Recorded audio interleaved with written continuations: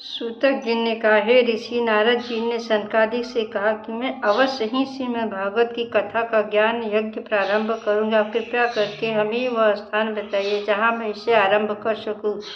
सनकादिक जी ने कहा कि हरिद्वार के समीप गंगा जी के तट पर आनंद नामक एकांत वृक्ष एवं लताओं से संपन्न मनोहर स्थान इस कथा के लिए उपयुक्त है। वहां तुम इसको आरंभ करो। यह सुनकर नारद जी श्रीमद् भागवत की कथा का ज्ञान यज्ञ करने के लिए पहुंचे।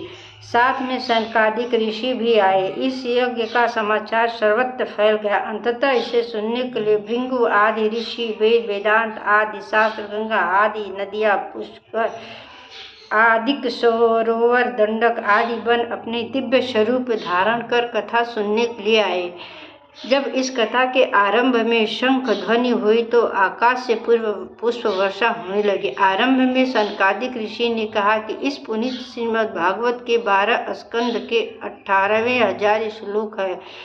जहाँ यह कथा होती है वह स्थान तीर्थ बन जाता है।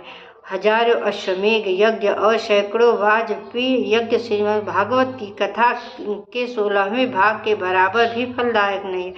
इस शरीर में पाप तभी तक बसता है जब तक वह श्रीमद् भागवत की कथा नहीं सुन लेता। ओम नमो भगवते वासुदेवाय इस मंत्र के आधे तथा चौथाई भाग के भी जपने से उत्तम गति प्राप्त होती है।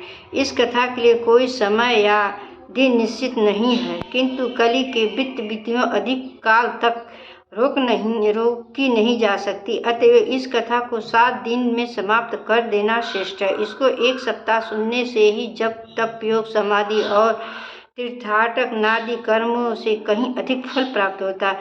सौनक जी ने पूछा, हे सूत जी, श्री कृष्ण की कथा का यह श्रीमद् भागवत पुराण सर्व धर्मों में श्रेष्ठ है, कल्याणप्रद कैसे हुआ? सूत जी ने कहा,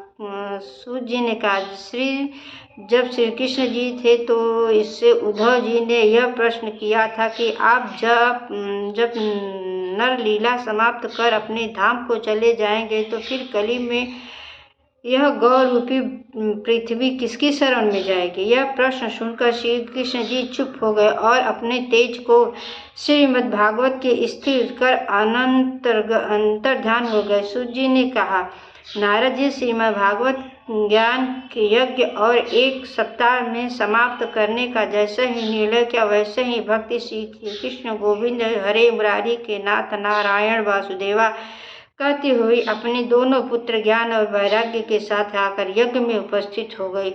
यह देखकर सबको आश्चर्य। भक्ति की ने नम्रता पूर्वक कहा, मुझे तो इस कली ने नष्ट कर दिया, किंतु श्रीमद् भागवत की कथा के इस ज्ञान यज्ञ ने फिर मुझे जीवित प्रदान किया। जिसको भागवत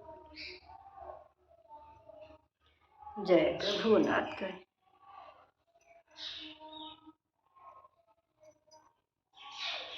उद्भाषा।